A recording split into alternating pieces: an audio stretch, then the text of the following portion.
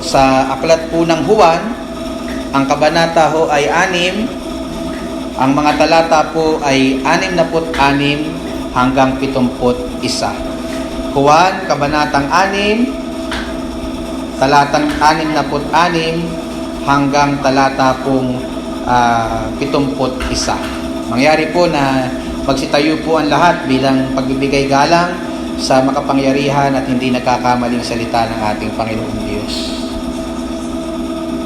Ito po ang salita ng Panginoon, talatang 66. Ako po'y babasa sa ang bagong ang Biblia. Dahil dito, marami sa kanyang mga alagad ay tumalikod at hindi na sumama sa kanya. Kaya't sinabi ni Jesus sa 12, ibig din ba ninyong umalis? Sumagot sa kanya si Simon Pedro, Panginoon, kanino kami pupunta? Ikaw ay ang may mga salita ng buhay na walang hanggan. Kami sumasampalataya at nalalaman namin na ikaw ang banal ng Diyos. Sumagot sa kanila si Jesus, hindi ba pinili ko kayo ang 12 at ang isa sa inyo ay dyablo? Siya nga ay nagsasalita tungkol kay Judas na anak ni Simon Iscariote sapagkat siya na isa sa 12 ang magkakanulo sa kanya. Pagpalain mo po nawa aming Diyos ang mga salita mong aming pagbubulayan, maging kaligtasan ito sa mga wala pang kaligtasan at katatagan sa mga mananampalataya. Sa ngalan ni Jesus. Amen. Kakaupo na po kayo mga kapatid. Ang titulo po ng ating pangangaral sa umaga pong ito ay pinamagatan po nating anong klase kang alagad. Nitong mga nakaraan pong linggo, hindi ko po alam kung updated po kayo sa mga balita o mahilig kayo sa mga kaganapan sa politics. Mapapansin nyo po na maraming beses nababalita po muli ang dating Pangulong Duterte sa mga hearing na isinasagawa po sa kanya ng mga senador at ng mga congressman. Ang meeting po na ito ay tungkol sa madugong kampanya kontra droga na noong mga panahon po na ang ating dating Pangulong Duterte ay nanunungkulan pa sa ating bansa. At iba-iba po ang tugon ng mga mambabatas sa kanyang naging pamumuno laban sa droga nung siya po ay nanunungkulan pa. Meron po na mga humanga at siya po ay ipinagtatanggol, kagaya po ng ilan ninyong mga nakikilala na hanggang ngayon ay pro-Duterte. No? Meron din naman pong mga umuusig at nais po siyang pagbayarin. At ang isa pong maalala po ninyo diyang mabilis ay Senador Risa Hontiveros at ang dating senador na si Antonio Trillanes na muntik nang mabato ng mic ni Tatay Digong. Now, hindi ko po trabaho ngayon mga kapatid na husgahan kung ano ang nararapat sa kanya. Yan po ay trabaho ng mga mambabatas. Yan po ang kanilang expertise. Pero isa po sa malungkot na naobserbahan ko sa mga hearing po na ito ay yung mga dating kilalang kaalyado at kakampi sa politika ng dating Pangulong Duterte ay tumalikod na sa kanya at kaisa na ng mga umuusig sa kanya. Uso naman po yan sa politics, hindi po ba? Yung mga dati mong katiket, yung mga dati mong kakampi, kaalyado, isang araw pwede mo ring maging kalaban. Pwede mo ring yung mga dating nagtatanggol sa'yo, isang araw pwede namang mga taong kasama na sa mga bumabatikos at gusto kang ibagsak. So yan po yung napansin natin. Marami pong mga dating kasamahan ng dating Pangulo na ngayon po ay kasamahan na ng mga lumalaban sa kanya. I can't imagine mga kapatid kung ako yung nakaupo roon sa sa upuan ng dating Pangulong Duterte na ano kaya yung nararamdaman niya every time na nakikita niya yung mga dati niyang kaalyado, yung mga dati niyang kasamahan na siyang may question sa kanya ngayon at siyang lumalaban sa kanya at gusto siyang sirain. So yung ganito pong senaryo, mga kapatid, ay mapapansin din naman ninyo sa mga talatang ating pinag-aaralan ngayon. Matapos po ng mga ginawa ng ating Panginoong Jesucristo mga himala, matapos po ng mga pagtuturo niya sa mga nakaraang kabanata na atin pong pinag-aralan, iba-iba po ang naging tugon ng mga tao sa Kanya. Merong mga taong tumalikod sa Kanya, may mga taong nanatiling tapat sa Kanya hanggang sa mga oras po na ito, at may mga tao na mapapansin nyo na sinabi na magtatraidor sa Kanya.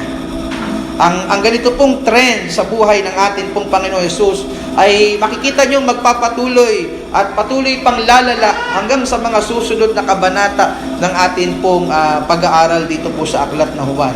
At sa mga talata pong ating pinag-aaralan ngayon, makikita po ninyo yung iba't ibang uri ng mga alagad na nakasama po ng ating Panginoon Jesucristo nung siya po ay nagmiministeryo pa dito po sa lupa. Dito po makikita nyo na hindi lahat po pala ng sumusunod at sumasama sa ating Panginoong Jesucristo ay tunay nga pong mga alagad po niya. Hindi lahat ng mga sumusunod at sumasama sa ating Panginoong Jesucristo ay tunay ngang mga alagad. Gusto ko pong ipakita sa inyo sa pangangaral ko ito upang tayo po ay magsagawa rin po ng self-examination kung anong klaseng alagad po ba tayo ni Kristo sa ngayon, o nang sa gayon, mga kapatid, ay hindi naman natin madaya ang ating mga sarili at masagawa po natin ang nararapat na aksyon conforme po sa ating tunay na kalalagayan sa harapan ng Panginoon. So gusto ko pong ipakita sa inyo, mga minamahal, yung iba't ibang klase ng mga alagad sa tagpo pong ito, nang sa gayon, maikumpara po natin ang ating mga sarili at pagka nakita natin na tayo po ay kahilig tulad ng isa sa mga alagad nito, ay malaman po natin ang nararapat po nating maging aksyon. Malaman po natin ang nararapat po nating maging tugon para sa atin din pong mga sarili. So sa mga talatang ating pinag-aaralan ngayon, gusto ko pong mapansin po ninyo yung tatlong uri ng mga alagad. Bagamat yung dalawa dito tila mag-overlap, pero sa tingin ko po ay meron ditong tatlong klase ng mga alagad ng ating Panginoong Hesukristo. Yung una po ay tinawag pong ang mga dating alagad. Mga dating alagad in verse 66. Nakita po natin yan. Yung pangalawa ay ang mga tunay na alagad in verses 66 to 69. At ang panghuli ay ang peking alagad. Ang peking alagad in verses 70 to 71. So aralin po natin isa-isa, mga kapatid, at habang ating pinag-aaralan po ito, nawa po ay makita po natin kung saan po tayo tunay na nabibilang bilang mga nagpapakilalang alagad ni Kristo, at nang sa gayon ay makagawa po tayo ng mga nararapat na mga hakbang. So una po na gusto kong mapansin ninyo dito sa talata ay ang mga dating alagad. Yung mga dating alagad. Nakita po natin yan particularly in verse 66.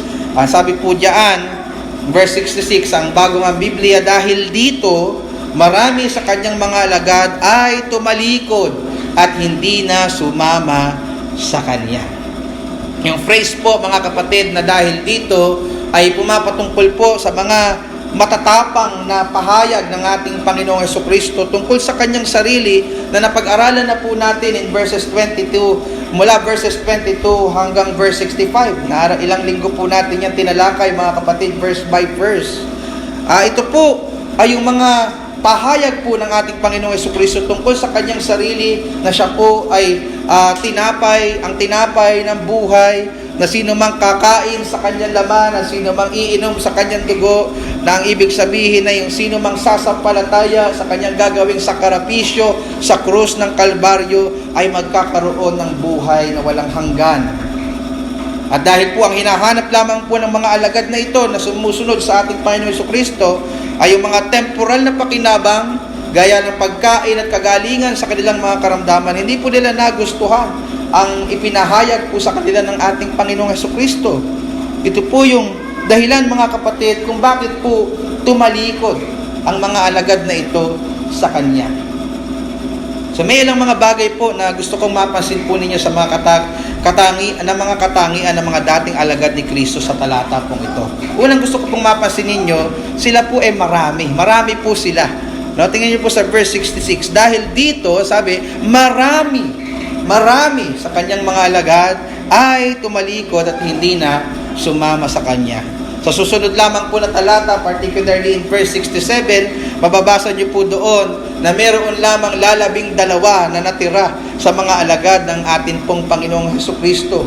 Ito pong mga taong ito ay minsang masigasig na sumusunod sa ating Panginoong Hesukristo. Kung maalala niyo yung nakaraan nating pag-aaral, nung ating Panginoong Hesukristo ay tumawid sa kabilang dagat, sila po ay sumunod sa Panginoong Hesukristo. Walang uwi-uwi yon, mga kapatid. Talagang hinanap nila. Masisigasig sila na hanapin ng ating Panginoong Hesukristo. Yung mga tao pong ito, mga kapatid, ay hindi naman kulang sa aral kasi mismo ang Panginoong Hesukristo ang nagturo sa kanila. Kung meron mang perpektong guro na pwedeng magturo sa atin, ay ang Panginoong Hesukristo yon.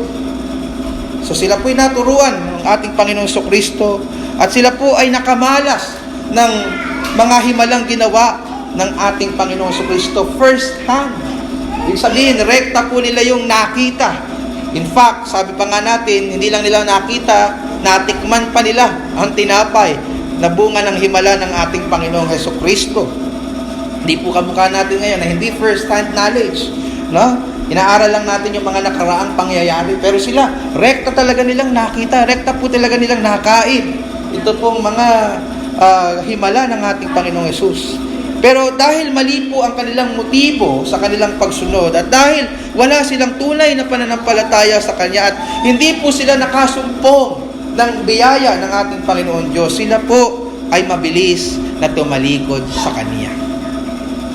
So sila po, marami pong tao, mga minamahal, sa panahon po ng ating Panginoong Hesus at maging sa panahon po natin ngayon ng mga nagpapakilalang mananampalataya, pero eventually sila ay tatalikod kapag hindi na po nila nagugustuhan ang mga naririnig nila mula sa salita ng ating Panginoong Hesukristo. Marami pong tao sa simbahan ngayon, mga kapatid, ang gusto lang nila marinig kung paano sila yayaman, kung paano sila gagaling, kung paano sila magkakaroon ng magandang married life and so on and so forth.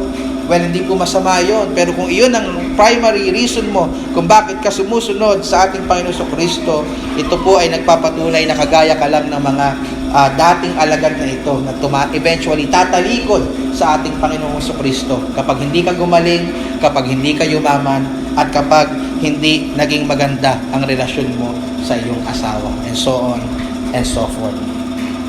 Now, speaking of tumalikod, hindi lang po nito ibig sabihin na sila po ay literally tumalikod sa ating Panginoong Hesus.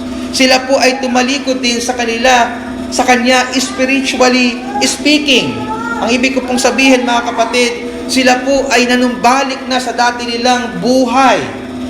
Binalikan po nila yung dati nilang kaisipan. Binalikan po nila yung dati nilang pinahahalagahan. Binalikan po nila yung dati nilang buhay. So minsan po silang sumunod sa ating Panginoong Hesus at nagpakita ng interes sa Kanya, ngunit dahil hindi lamang nila nakuha ang kanilang kahilingan mula sa ating Panginoong Hesus, ano yung gusto nila? Tinapay uli. At dahil hindi nila lubos na naunawaan ang turo niya, sila po ay tumalikod at tumalikod na ng panghabang buhay. Hindi lang sila basta tumalikod, tuluyan na silang tumalikod. Nag-fall away na sila. Sa Ingles, ang tawag dito ay nag-apostate na sila. Nag-commit na sila ng apostasy o ng pagtalikod, tuluyang pagtalikod sa pananampalataya. Ang sabi po ulit sa talata, sila daw ay tumalikod at hindi na sumama sa Kanya. Kita niyo po yan sa verse 66. Ibig sabihin, mga kapatid, hindi lang sila basta nanlamig. Talagang tumalikod na sila sa pananampalataya. Tuluyan na lang silang tumalikod sa kanilang pananampalataya. They denied the faith, mga kapatid. At marami pong ganyan tao, maging sa panahon po natin ngayon, pupunta sa church, magpapakita ng interes sumamba, makinig ng salita ng Diyos, magpahayag na sila ay sumampalataya at matapos na matapos po nito ay maglilingkod sa simbahan. Pero kapag dumating na po ang panahon na hindi na nila nakuha yung kanilang gusto at hindi nila na nagugustuhan yung mga naririnig nila sa pulpito, mabilis na silang tumatalikod sa kanilang pananampalataya at nanunumbalik na sila sa dati nilang pamumuhay. Ibig sabihin po ba nito, mga kapatid, Nung sila ay tumalikod, na dati silang mananampalataya, na wala po yung kanilang kaligtasan, dahil minsan silang sumampalataya, quote and quote, and then tumalikod. Well, hindi po, mga kapatid. Ito po'y nagpapatunay lang na lumabas lang ang kanilang tunay na kulay. Na sila ay hindi naman talaga tunay na mananampalataya in the first place. Sila ay hindi mga tunay na alagad. Sila po ay mga ipokrito at mga mapagpanggap lamang. Sapagkat ang tunay na mananampalataya ay hindi po tuluyang tatalikod sa pananampalataya. Ulitin ko po, mga minamahal, I want that to ring sa inyong mga tainga. Ang tunay na mananampalataya ay hindi tuluyang tatalikod sa kanyang pananampalataya. Ganyan po yung makikita nating sinabi ng ating Panginoong Hesus kung tatalon tayo sa chapter 8, verse 31. Ang sabi po doon, pagkatapos ay sinabi ni Hesus sa mga Hudyong sumasampalataya sa Kanya, kung kayo'y mananatili sa aking salita, tunay ngang kayo'y mga alagad ko. Tunay nga kayong mga alagad ko. Ano po ang maliwanag na marka ng isang tunay na mananampalataya? Sangayon po sa ating Panginoong Hesukristo, sila daw po ay mananatili sa Kanyang salita. Meaning, patuloy silang magtitiwala sa salita ni Kristo, patuloy silang sasampalataya sa Ebanghelyo ni Kristo. Yes, may mga panahon madadapa sila. Hindi ko po sinasabi na kapag Kristiyano ka, perfecto ka, hindi ka na magkakasala. No? In reality, magkakasala pa rin tayo. No? Kapag sinabi ko na ang Kristiyano ay di dapat nagkakasala, ako agad yung unang tatamaan ng kidlat. No? Kasi hindi porket ako yung nakatayo sa pulpitong ito, ibig sabihin ako yung perfecto. Lahat po tayo, maging mga mananampalataya, nagkakasala. May mga panahong madadapa tayo bilang mga mananampalataya. May mga panahong manlalamig tayo bilang mga mananampalataya. Pero hindi tayo tuluyang tatalikod. Gagaya ng mga talatang ito, tayo, kung sakaling mangyayari sa atin ito, ay manunumbalik sa ating tagapagligtas. Manunumbalik sa ating tagapagligtas. Na paano po kung hindi na bumalik? Yun ang tanong. Kasi may mga kilala tayo, kagaya ng mga nandirito at mga personal nating kilala, na sila ay tumalikod sa pananampalataya at nagpatuloy na sa dati nilang pamumuhay at hindi na bumalik sa ating Panginoong Hesukristo. Paano kung patuloy silang tumalikod gaya ng mga dating alagad na pinag-aaralan po natin in verse 66. Si Apostol Juan din po ang nagsabi sa isa pang aklat na kanyang isinulat, doon po sa unang Juan 2:19. Ang sabi po doon, unang Juan 2:19, sila'y lumabas sa atin, ngunit sila'y hindi sa atin, sapagkat kung sila'y kabilang sa atin, ay magpapatuloy sila, o mapagpapatuloy sana silang kasama natin. Ngunit sa paglabas nila, ay ginawa nilang maliwanag na silang lahat ay hindi kabilang sa atin.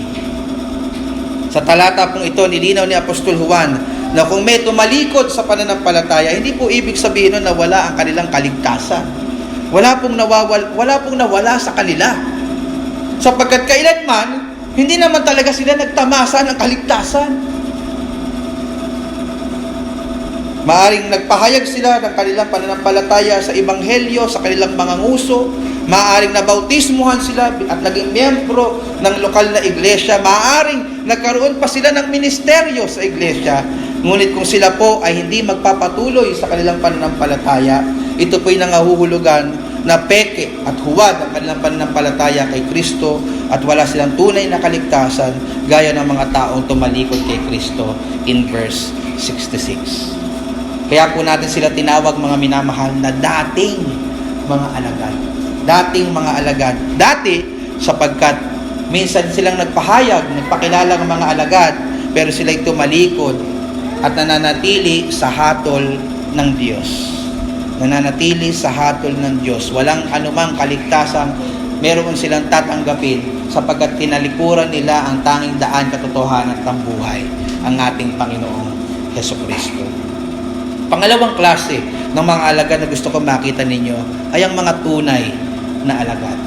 Ang mga tunay na alagad. In verses 67 to 69, makikita po ninyo ang ilan pong mga katangian ng isang tunay na alagad ni Kristo. Kung ikaw po ay nagpapakilalang tunay na alagad ni Kristo, mga kapatid at mga minamahal. Ito po sana yung mga markang nakikita sa iyong buhay. So matapos pong tumalikod ang mga dating alagad kay Kristo, ang ating pong Panginoong Hesukristo ay bumaling sa natirang ilan? 12. Biruin nyo, napakarami na sumusunod sa kanila. Mayroon 5,000 lalaking nakakain, no? At mga babae at mga anak. So napakarami nun, mga kapatid, no? Pero ang natira 12. Kapag ba nasa katotohanan tayo, ibig sabihin agad marami dapat tayo? Hindi po. Kung paramihan ng batayan ang nasa katotohanan, sinungaling na Panginoong Jesus. Kasi 12 natira sa Kanya. Pero hindi po yun ang batayan ng pagtayo sa katotohanan. Ang batayan ng pagtayo sa katotohanan ay hindi ang dami ng bilang, hindi ang ganda ng building, kundi ang salita ng Diyos. Nasabi po sa verse 67, tingnan niyo po. Kaya sinabi ni Jesus sa 12, ibig din ba ninyong umalis? Ibig din ba ninyong umalis? Sumagot sa kanya si Simon Pedro, Panginoon, kanino kami pupunta? Napansin niyo po yung ginamit niya plural. Hindi niya kanino ako pupunta, kanino kami pupunta. Ibig sabihin si Pedro ang bilang namumuno sa kanila tagapagsalita. Ano po? Pwede natin sabihin si Pedro yung leader ng mga apostles. Hello? Siya yung nagsilbing tagapagsalita nila. Kanino kami pupunta? Ikaw ang may salita ng buhay na walang hanggan. Kami sumasampalataya at nalalaman namin na ikaw ang banal ng Diyos. So sabi po dito ni William Hendrickson, isa pong kilalang Bible scholar ng New Testament, ito pong sinabi dito ni Peter na nagre-represent sa gustong sabihin ng mga apostol ni Kristo was a most meaningful and glorious confession.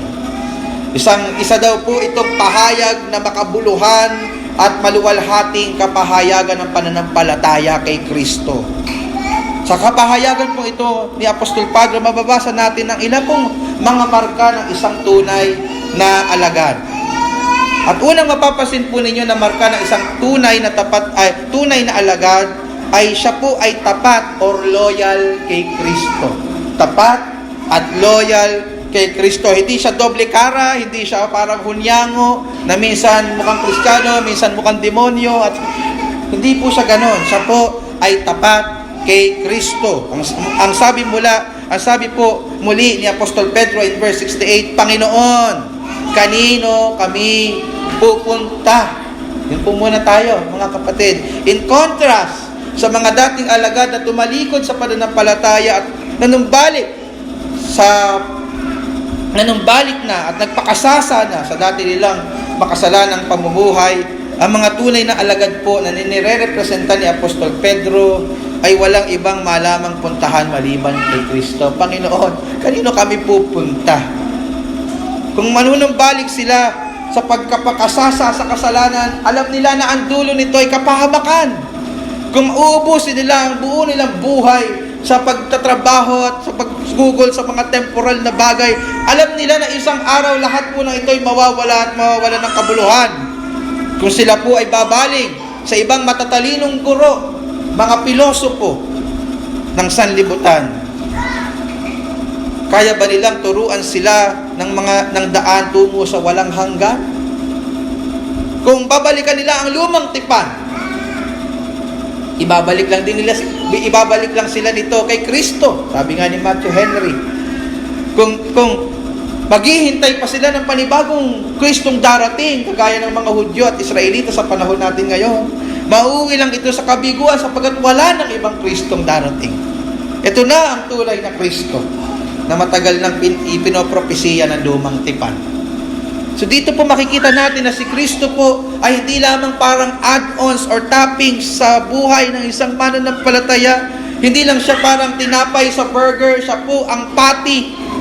Hindi lang siya isa sa planeta ng solar system ng buhay ng isang mananampalataya. Si Kristo mismo ang araw ng solar system ng buhay ng isang mananampalataya. Hindi lang siya bahagi ng buhay ng isang believer, siya mismo ang kanyang buhay. Siya ang lahat-lahat sa kanya. Si Kristo ang dahilan kung bakit siya bumabangon sa umaga. Si Kristo ang dahilan kung bakit siya nagpapatuloy sa buhay. Si Kristo ang dahilan kung bakit handa siyang harapin ang kamatayan. Si Kristo ang lahat-lahat sa kabuhay po niya. Si Kristo ang lahat-lahat sa buhay ng isang mananampalataya. And I hope, ganun po ang kalalagayan ni Kristo sa ating mga puso. Na si Kristo ang lahat-lahat sa atin. Si Kristo ang kumukumpleto sa atin. Kung aalisin sa Kanya si Kristo, mawawala ng kabuluhan ng Kanyang buhay. At kung aalisin naman ang lahat-lahat ng meron siya maliban kay Kristo, mananatili siyang masaya, kontento at kompleto sapagkat si Kristo ang kumukumpleto at satisfaction ng Kanyang buhay. Kasama po siya ng psalmist na umaawit, anong meron ako sa langit kundi ikaw, at liban sa iyo'y wala akong anumang ninanasa sa lupa. Ang aking laman at ang aking puso ay maaaring manghina, ngunit ang Diyos ang lakas ng aking puso at bahagi ko magpakailanman. Oh kapatid, masasabi mo rin po ba ito na totoo sa iyong puso na si Kristo ang lahat-lahat sa iyo, na siya ang pinakamahalaga sa iyo, na siya ang nagde-define ng iyong buhay, na siya ang nagbibigay ng kahulugan sa iyong existence. Isa po sa napakagandang test, mga kapatid, para mapatunayan ang lahat ng iyan. Kasi madaling sabihin opo, pastor, si Kristo ang lahat-lahat sa akin. All I have is Christ. Hallelujah. Pwede nating sabihin yun pero nang hindi totoo sa ating mga puso. Alam niyo po ang isang magandang litmus test para mapatunayan yung ating profession na yan. Sa mga panahong wala ka. Sa mga panahong wala kang pera, masaya ka pa rin ba kay Kristo? Sa mga panahong may sakit ka, karamdaman, masaya ka pa rin ba kay Kristo? Sa mga panahong nawalan ka ng trabaho, halimbawa, kagaya ng nangyari sa kapatid, masaya ka pa din ba kay Kristo? Sa mga panahong inuusig ka sa kasalanang hindi mo namang ginawa, masaya ka pa rin ba kay Kristo? Sa mga panahong nag-away kayong mag-asawa, nagkagulo kayo ng iyong pamilya, masaya ka pa rin ba kay Kristo? Sa mga panahong namatayan ka ng mahal sa buhay, masaya ka pa rin ba kay Kristo? O mga kapatid, ang isang tunay na mananampalataya sa panahon ng pagsubok ay mas lalong kumakapit kay Kristo at hindi naghahanap ng dahilan para magpakalayo-layo. Ulitin ko yan, mga minamahal. Baulin mo yan pauwi. Ang isang tunay na mananampalataya sa panahon ng pagsubok ay mas lalong kumakapit kay Kristo, hindi mag-iisip ng napakaraming dahilan para magpakalayo-layo kay Kristo. Habang lahat ay busy maghanap ng dahilan upang lumayo, ang tunay na alagad ni Kristo ay nagtatanong sa kanyang sarili, Panginoon, kanino kami pupunta? Ikaw ang may mga salita ng buhay na walang hanggan. Can you relate, mga kapatid? Can you relate sa sinasabi dito ni Peter? Kanino tayo pupunta nang hihigit kay Kristo? Isipin nyo nga po, mga kapatid, kung tatalikod ka, kung hihinto ka sa iyong pananampalataya, kanino ka sa tingin mo pupunta na makapagbibigay sa iyo ng higit kaysa kay Kristo? So yan po yung isang katangian ng tunay na alagad. Sila po ay tapat, sila ay loyal kay Kristo. Pangalawa, sila po ay nagpapahalaga sa salita ni Kristo. Nagpapahalaga sa salita ni Kristo. Pasinin niyo po yung banggit again ni Pedro doon po sa verse 68. Ang sabi, ikaw ang may salita ng buhay na walang hanggan. Nakita niyo po ba yon, mga minamahal? Para kay Pedro at sa mga tunay na mga alagad, ang salita ni Kristo ay hindi lang basta ordinaryong ingay. Hindi lamang ito pampalipas ng oras kasi wala silang choice. Hindi lamang ito simpleng lecture para i-satisfy ang kanilang theological curiosity. Para kay Pedro at sa mga tunay na alagad ni Kristo, hindi boring ang kanyang salita. Hindi ito nakakainip. Ito'y masarap. gaya ng isang pulot. Ganyan po ba'y nararamdaman niyo sa mga oras na ito? Habang hinihimay natin, binubulay ang kanyang mga salita. Interesado ang mga tunay na mananampalataya na makinig dito, ibinibigay po nila yung buo nilang atensyon sa mga salitang ito. Hindi lumilipad ang kanilang mga isipan habang ipinangangaral po ito. Binubulay-bulay po nila ito araw at gabi. Binibigyan nila ito ng panahon upang basahin. Dinadaluhan po nila ang lahat ng pagtitipon-tipon kung saan tapat na ipinapangaral ang salita ni Kristo. Ito po ay sapagkat para sa kanila, ang salita ni Kristo ay hindi lamang isang ordinaryong salita. Ito ay salita ng buhay na walang hanggan. Meaning, ang mga salita ni Kristo ay pinapaniwalaan ng mga tunay na mananampalataya na source ng buhay. Sa pamamagitan nito, nakakaranas ng buhay na walang hanggan ang isang tao. O ikaw, na nagpapakilalang alagad ni Kristo, ganito mo ba itinuturing ang salita niya? Ibinibigay mo ba sa mga oras na ito ang buo mong atensyon habang ipinangangaral ang salita ni Kristo? Binibulay mo ba ang salita ni Kristo araw-araw? O baka nauubas ang oras mo kaka-Facebook, kakanood ng TV, kung ano-anong mga bagay na walang kabuluhan? Mga kapatid, alam niyo po, ako'y naniniwala na hindi po pwede nating maging dahilan ng hindi pagbabasa at pagbubuli ng salita niya yung sinasabi natin wala tayong oras. Hindi po ako naniniwala sa ganyang katwiran. Sapagkat kung mahalaga sa iyo si Kristo at ang kanyang mga salita, ipaprioritize mo. Kung kinakailangan mong mag-Facebook, kung kinakailangan mong patayin ang iyong telebisyon, kung kinakailangan mong bawasan ang iyong mga gawain ng bahay para lang makapagbulay ng salita ni Kristo, gagawin mo yon dahil mahalaga sa iyo ang salita ni Kristo. Di po ba ganun tayo pag kami minamahal? Ika-cancel natin ang lahat ng ating mga lakad alang-alang sa taong mahalaga sa atin. Amen ba, JM? Ganun tayo, di ba? Huwag mo sabihin, wala akong time, gagawa ako ng time. Kapag kailangan mo, I will make time. Diba ganun yung ating, yung tayo, diba? Pagka nanliligaw. Pero pagtapos naman ligaw, bahala ka na sa buhay mo. Pero ang isang tunay na mananampalataya, pinaprioritize niya, pinahahalagahan niya ang salita ni Kristo. Gaya dito ni Apostol Pedro. Kapatid, ang litmus test para masabing ikaw ay isang tunay na alagad ay ang uhaw mo sa salita ng Diyos. Gusto mong makilatis ang iyong sarili? Kung ikaw ba'y nasa pananampalataya, tanungin mo yung iyong sarili, nauuhaw ka ba sa salita ng Diyos? Kung hindi ka uhaw, baka hindi ka buhay. Sapagkat kung ikaw ay buhay, hindi pwedeng hindi ka mauhaw. Kukuha niyo po ba ako?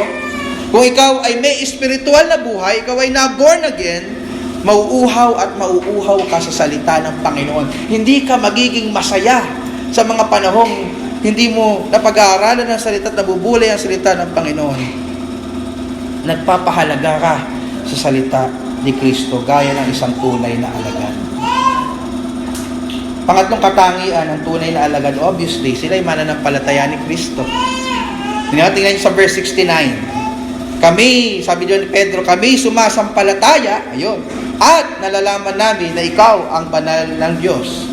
Take note po ninyo yung sinabi sa unang bahagi ng talata. Kami sumasampalataya at nalalaman namin. Meaning, mga kapatid, alam nila kung bakit sila sumasampalataya. Marami po kasing nagpapakilalang Kristiyano. Pag tinanong mo bakit ka Kristiyano, bakit ka ligtas, hindi nila alam. Pero itong si Pedro sabi, sumasampalataya at nalalaman namin na ikaw ay banal ng Diyos. Kapag tinanong mo sila kung sino si Kristo na kanilang sinasampalatayanan, alam nila ang kanilang sinasagot. Kapag tinanong mo sila kung bakit sila may buhay na walang hanggan, alam nila ang kanilang isasagot. Hindi lang sila basta sasabihin, basta. I-reiterate nila sa iyo ng malinaw ang gospel. Alam nyo mga kapatid, hindi naman po siguro ikasasama ng loob ng ating kapatid na Sel. Alam naman po natin yung kanyang buhay. Kumbaga, simpleng tao, Hindi naman po, kumbaga, nakapag-kolehiyo, sabihin natin ganon. Pero ang nakakamangha sa kapatid, kapag tinanong mo sa kanya kung ano ang ebanghelyo, matatas niya itong sasabihin sa iyo. Di ba ganon nakakamangha? Yung mga iniligtas ng Panginoon, alam nila kung bakit sila ligtas. At kapag hindi mo kayang i-reiterate o ipaliwanag kung bakit ka ligtas, malamang sa malamang hindi ka talaga ligtas. Sapagkat ang pananampalatayang Kristiyano ay hindi blind faith. Merong basis ang ating faith.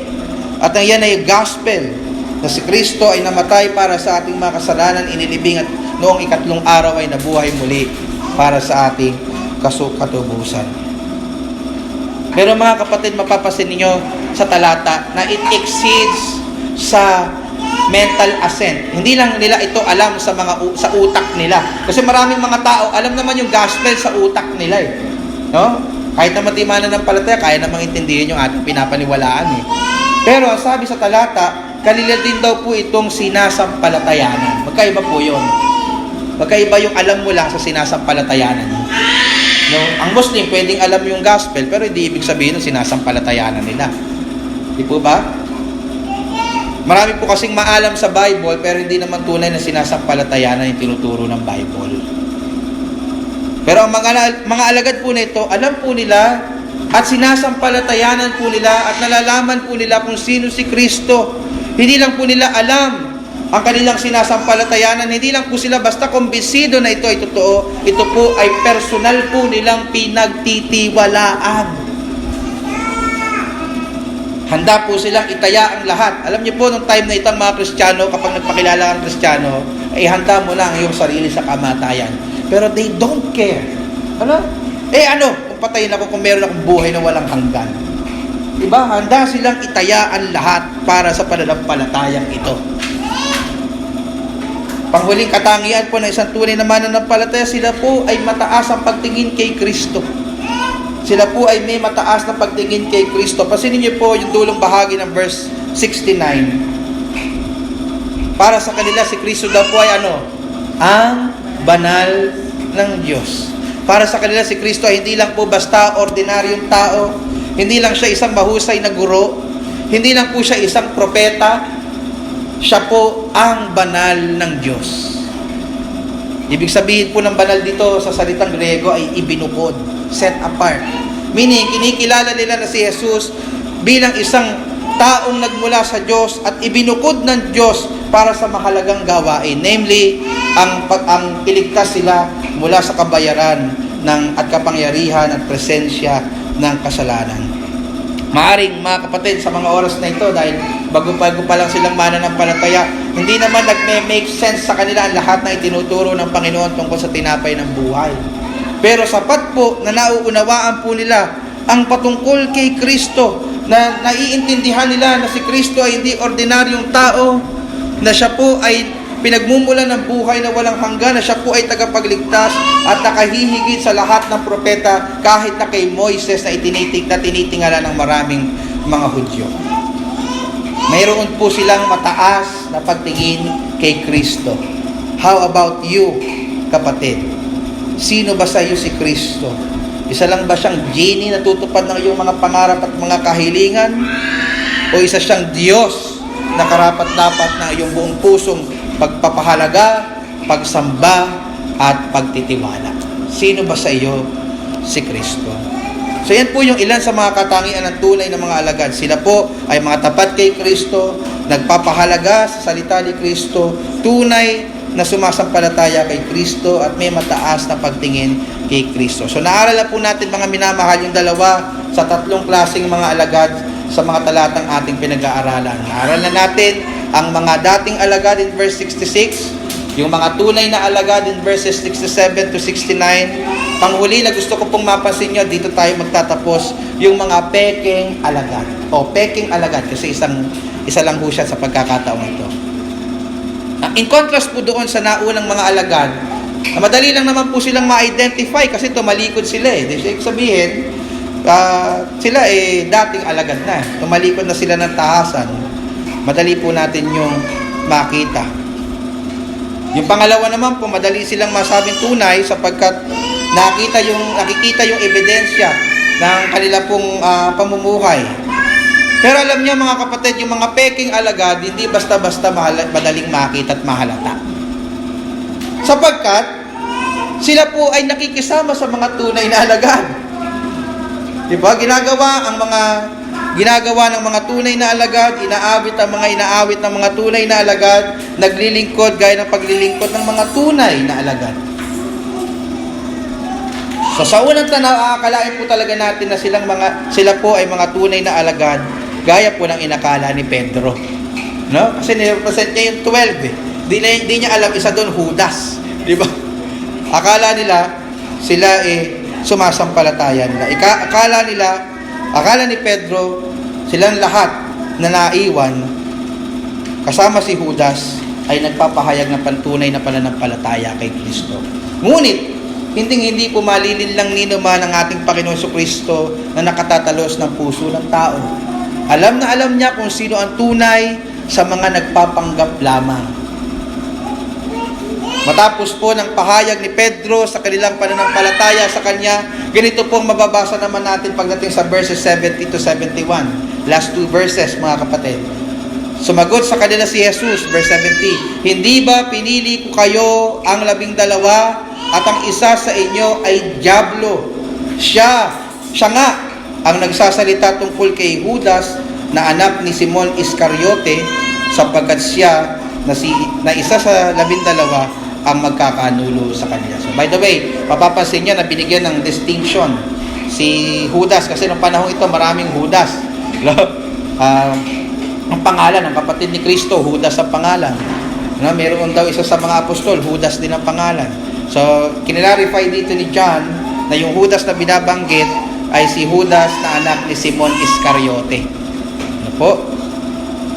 So, yung pagpili po ng Panginoong Jesus in verse 70 ay hindi po pumapatungkol rather sa pagpili sa kaligtasan, yung election unto salvation. Ito po ay pagpili sa ministeryo or election unto vocation. No? Pinili po niya yung 12 upang kanyang maging mga apostol, mga lingkod. Ngunit yung pagiging apostol po nila o yung pagiging nasa ministeryo po nila ay hindi daw po pala sapat na katunayan para masabi natin sila po ay mga lehitimong alagad. Gaya po na makikita natin sa buhay ni Judas.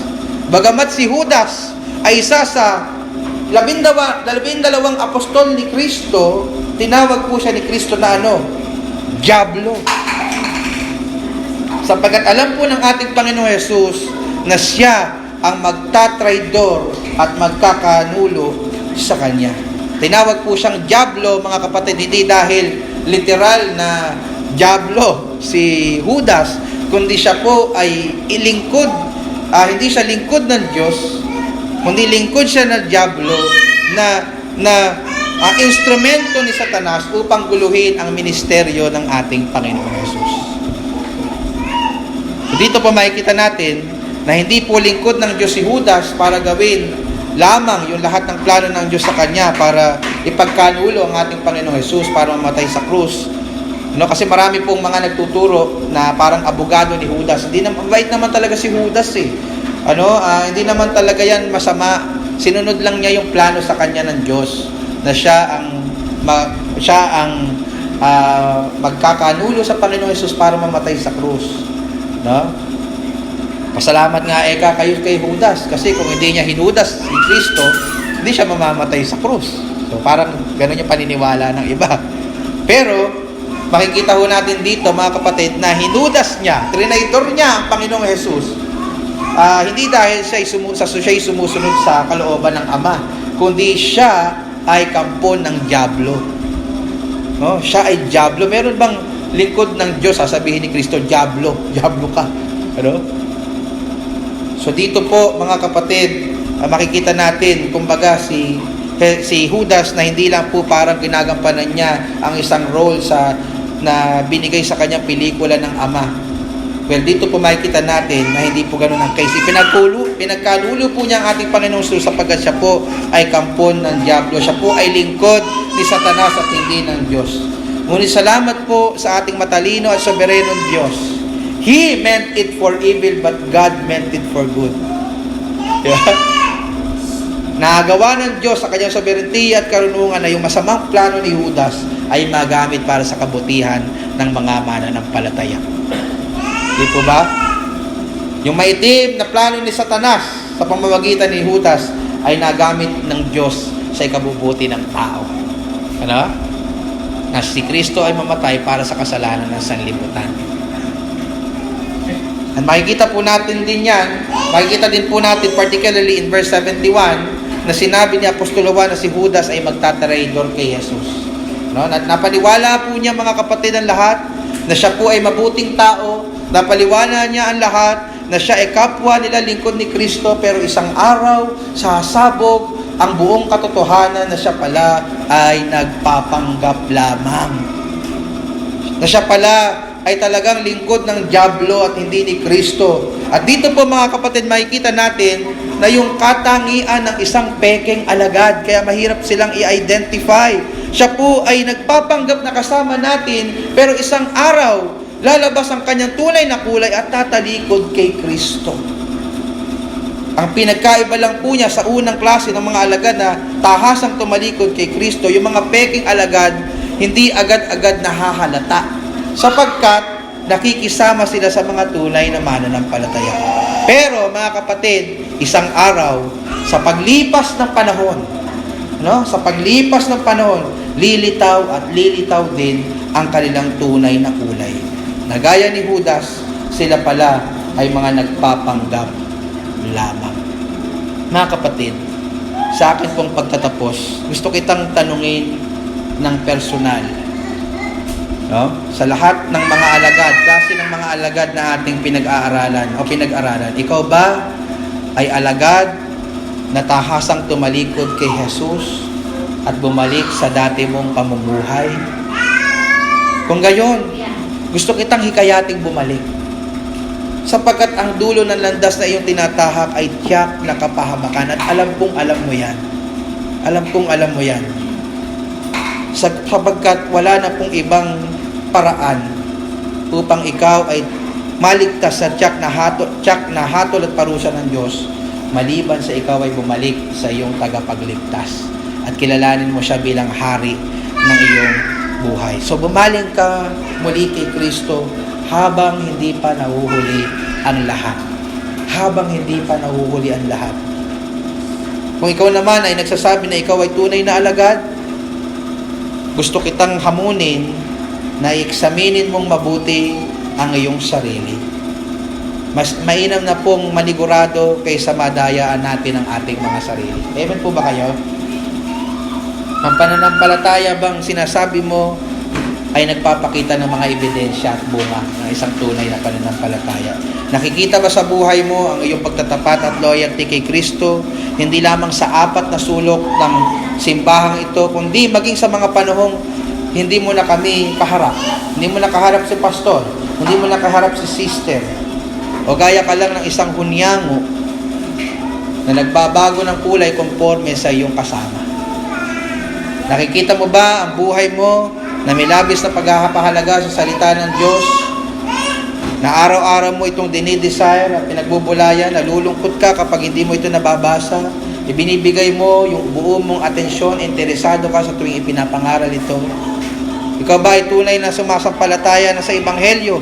Na tunay bang nauunawaan mo na ito at inilagat mo na ang buo mong pagtitiwala dito? Ikaw ba ay may tunay na pagpapahalaga kay Kristo? Sino ba siya sa iyo? Siya ba ang pinakamamahal mo? Siya ba ang buhay mo? Siya ba ang naghahari ngayon sa puso mo? Kung ang lahat po ng ito ay sinasabi mong taglay mo, opo, pastor, ako po iyan. Ako po talaga ay tunay na mananampalataya. Praise God. Purihin ang Panginoon. Ngunit gusto din kitang bigyan ng babala. Ang mga bagay na ito na aking sinabi ay minsan ding ipinahayag ni Judas. Ngunit isang araw, trinaydor po niya ang ating Panginoong Jesus. Kung ikaw ay nagpapakilalang tunay na mananampalataya, ang hamon ko sa iyo, para ito'y mapatunayang lalo, manatili kang nagtatapat kay Kristo hanggang wakas. Manatili kang nagtatapat kay Kristo hanggang watas. Hinahamon kitang patunayan mo ang iyong pahayag bilang tunay na alagad sa pamamagitan ng iyong pagpapatuloy sa pananampalataya. Sapagkat ang tunay na alagad ay mananatiling tapat hanggang wakas, hindi gaya ni Judas. Kapatid, anong klaseng mananampalataya ka? Magsitayo po tayong lahat at tayo po ay